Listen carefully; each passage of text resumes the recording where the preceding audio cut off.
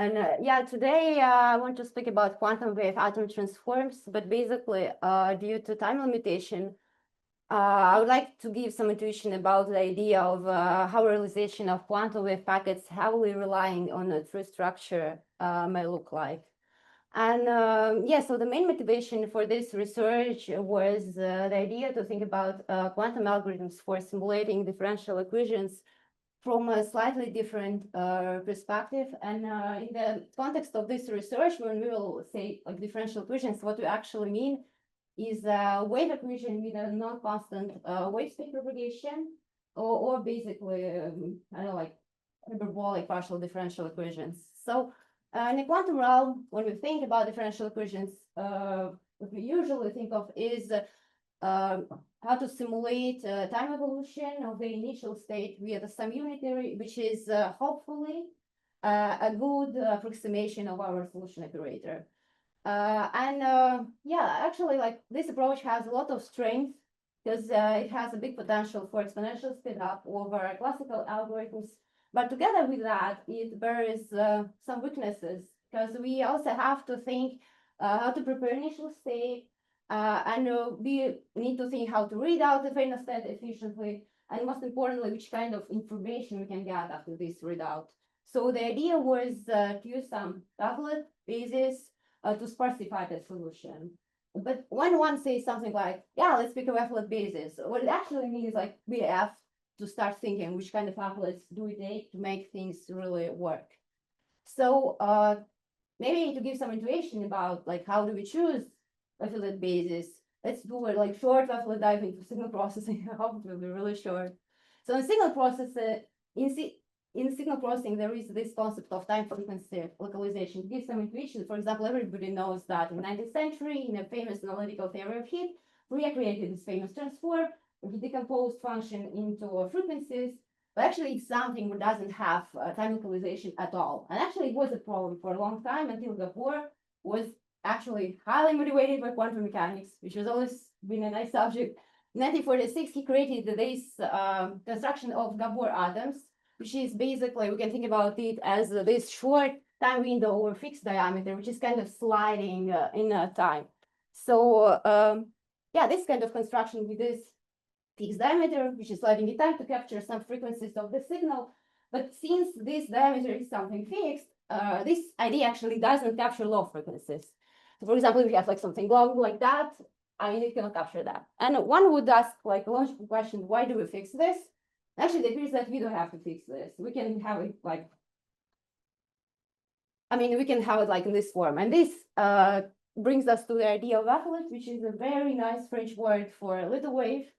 So basically, like it's a kind of little thing, like little brief oscillation, which also like translates in time like these Gabor atoms. But then this diameter, like or scaling, or people can call it dilation, it's something not fixed. And to generate this, we also have this mother wavelet function, which should be carefully chosen based on the characteristics of the signal. So the main takeaway from this slide is it's really important to know what's your application when you pick this wavelet wave packet. Yeah, that's something we will discuss on the next slide. So the wavelet transform actually breaks down the signal into approximation and detail spaces. It was something important for like image processing before. But basically, we can iteratively decompose approximation spaces into approximation and detail, and then again into approximation and detail. And actually, like this iterative process can be described by dyadic tree. But it also happens that it's not necessary always to decompose these approximation spaces.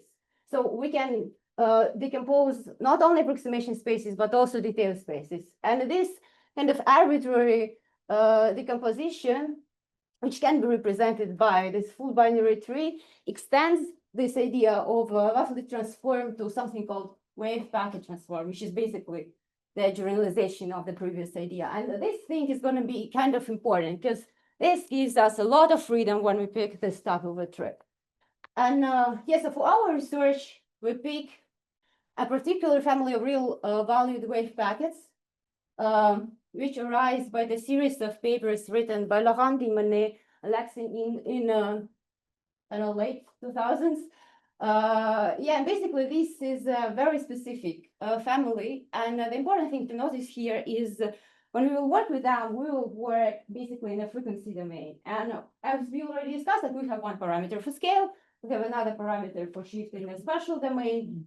Actually, like it's worth mentioning, like before I was talking about time, but when we speak about these wave packets, like this, like shift in time and space, they can be like used interchangeably.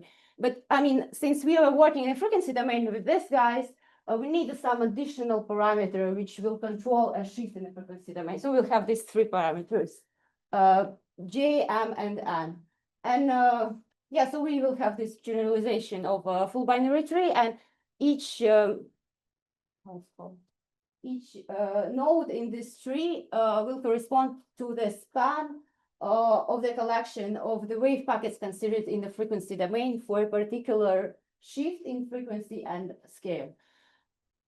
And yeah, we also borrow a special shape of the mother wavelets, kind of special construction coming from the Willemus construction in early 2000s, which basically will generate us these wave packets with two bumps, which are symmetric in regard to the origin, but which have some special asymmetric properties if considered separately.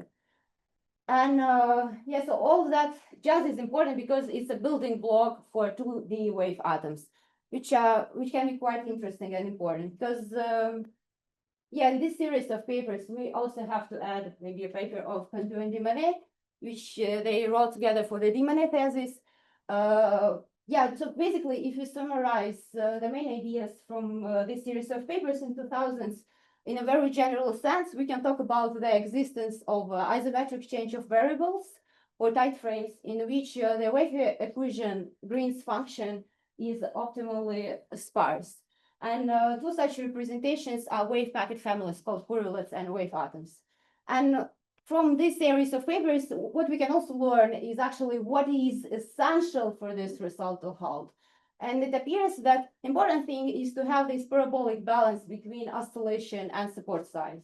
And like speaking easily, it's the situation where the wavelength corresponds to the squared diameter. And to have this property, in that generalization of the wavelet packet tree, we need a tree which should be parabolic at each level. And to have some intuition what it all means, let's recall for the comparison the previous guys we discussed already. So when we've been talking about wavelets, it was an idea of having a wavelength which corresponds to the diameter. And that in that Gabor construction, when we had this fixed window, it was the situation where wavelength corresponds to some constant, just to have the intuition like why this construction is kind of special to have this parabolic scaling. And yeah, so the wave packets are selected in such a way that they organize an orthonormal basis, so that for a square integral function, we can have the following decomposition.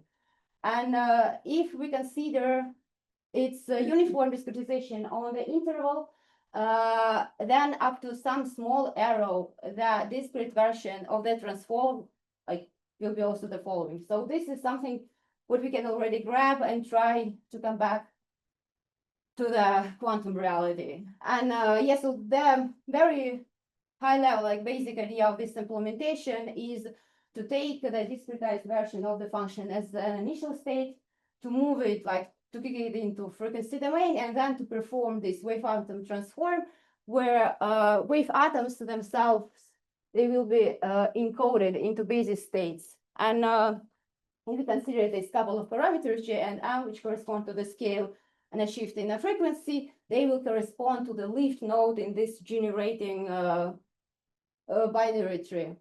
And yes, so the general formulation of result is that actually there is a quantum algorithm, so we can have like implementation of that for the wave atom transform with a natural class of tree structured wave atom basis, which runs in time polylog n in if n is the dimension of Hilbert space. And yeah, if we have to talk about this like more carefully, maybe like some sort of, I don't know, not very generalized theorem, but by the way, yeah, we can let some monotonic wave atom admissible tree defined for discretization of size 2L, and then the gate complexity of the quantum wave atom transform generated by this tree, and the function of a specific form. And I mean, this function is something what lives inside the wave, inside the mother wave packet, is big O of L squared. And the complexity of the construction of the quantum circuits is also big O of L squared if this tree is represented by the leftmost node on each level. And this representation is something I mean, it's a relatively easy thing, but it's kind of going to be essential in the future. So we will come back to that idea later. So when we talk about implementation, we have to start from the idea of frequency coding, because I mean, due to this Williams construction we borrow, and which like Laxening and Limane also borrowed in 2000s, wave atoms are symmetric around 0, and we would like to map the frequencies of the same absolute value with different sign in such a way that they would have consecutive indices when encoded. And what it basically means to have some encoding function together with inverse, but basically what it means is to establish some bijection such that after encoding, the support of each wave atom is consecutive. So basically, like as you can see in the picture, it's something what brings 0 to 0, minus 1 to 1, 1 to 2, and this like 1, 2, 3, 4 is something what's consecutive. That's important. And the short outline for this idea is to split the transform into two parts. Let's call them blending and Fourier, because the supports of the wave atoms are overlapping, and we need to work both with the idea that it's something generated by this tree, but it's also something what has this overlaps. And so what we essentially want to do is to blend pairs of points and to make intervals for each wave packet disjoint from others. And actually, like, these intervals are appearing here, like on the very bottom of that picture, and then apply Fourier like transform to those disjoint intervals. And due to time limitation, like in a very general sense, what we want to do is to take these tails of each bump, to flip it inside with some permutation, and then to rebalance the situation with a linear power rotation. And then to apply the Fourier of a particular size to this disjoint interval. And I mean, as I said, but maybe the most important thing, this construction is actually to understand how to work with these disjoint intervals, because they are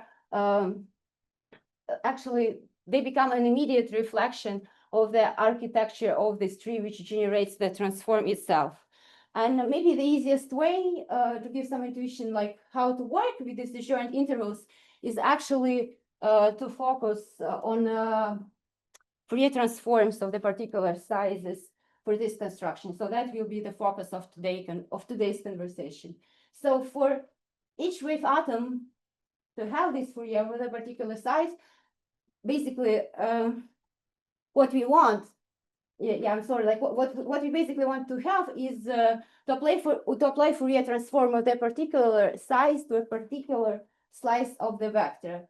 And so for an index P in the vector, we need to know the slice it belongs to together with the size of this slice, which corresponds to the scale of the wave atom, or correspondingly to the level in the tree. And if we recall the quantum version of this transform, actually our wave packets, they've been encoded into basis states. So when we talk about this index is actually can be seen as an encoding of a wave packet with these parameters, such as scale and shifts in both frequency and spatial domains. And so to have the blocks of the desired size, what would be really helpful is to have an inverse operation, which can take this index as an input and give us back some information about the wave packet. And it appears that actually it's something we can have with the help of a family of Boolean functions which are capable to give us this information. And particularly, we are interested